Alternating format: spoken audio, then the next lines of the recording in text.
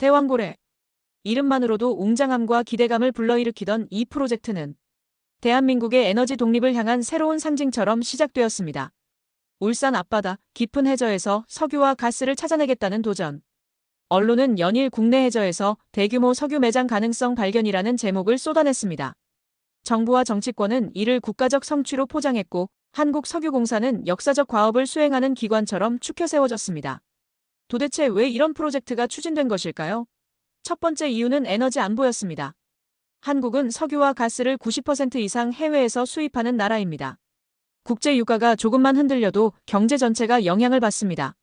오일 쇼크와 같은 사건을 겪은 기억은 여전히 정치권과 국민에게 깊이 남아 있었습니다. 우리 땅에서 석유를 뽑아내야 한다는 말은 단순한 경제 논리를 넘어 국가 자존심과 연결되곤 했습니다. 두 번째 이유는 정치적 필요였습니다.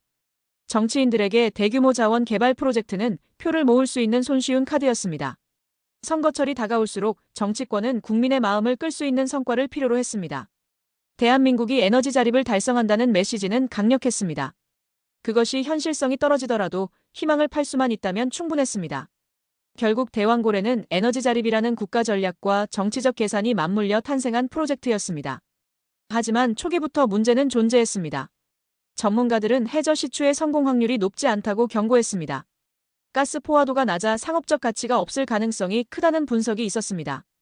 또한 해저 시추는 막대한 자본과 최첨단 기술이 필요한데 한국석유공사는 이 모든 면에서 부족했습니다.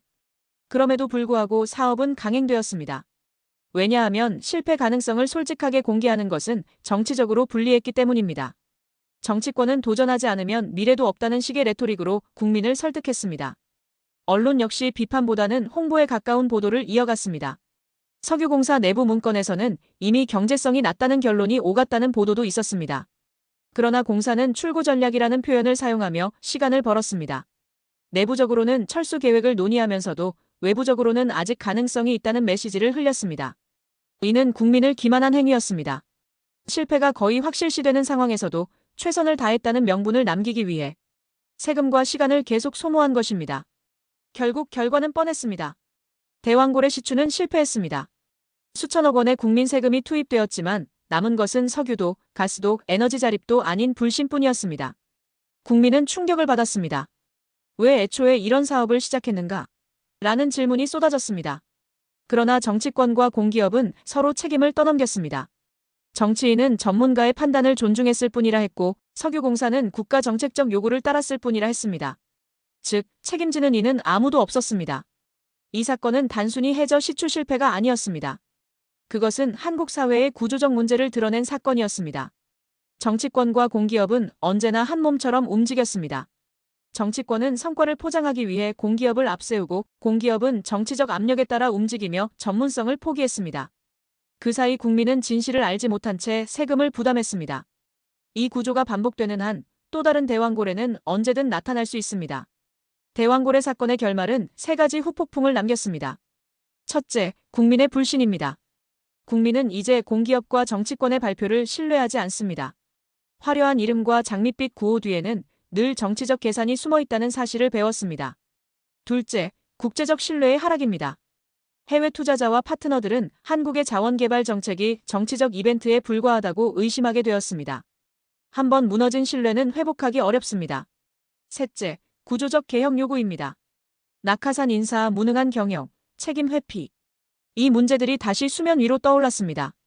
우리는 다른 나라 사례에서 교훈을 얻을 수 있습니다. 노르웨이는 국영 석유회사를 철저히 전문성과 독립성에 기반해 운영합니다. 정치권이 손을 대지 못하도록 제도를 설계했고 석유 이익은 국민연금 등 공공자산으로 투명하게 환원됩니다. 반대로 베네수엘라는 정치권이 석유 산업을 장악하면서 자원을 정치적 도구로 전락시켰고 결국 경제 전체가 붕괴했습니다. 한국은 어느 길을 걸어야 할까요? 대왕고래 사건은 우리가 잘못된 길로 가고 있음을 보여줍니다. 이제 우리는 끊임없이 물어야 합니다.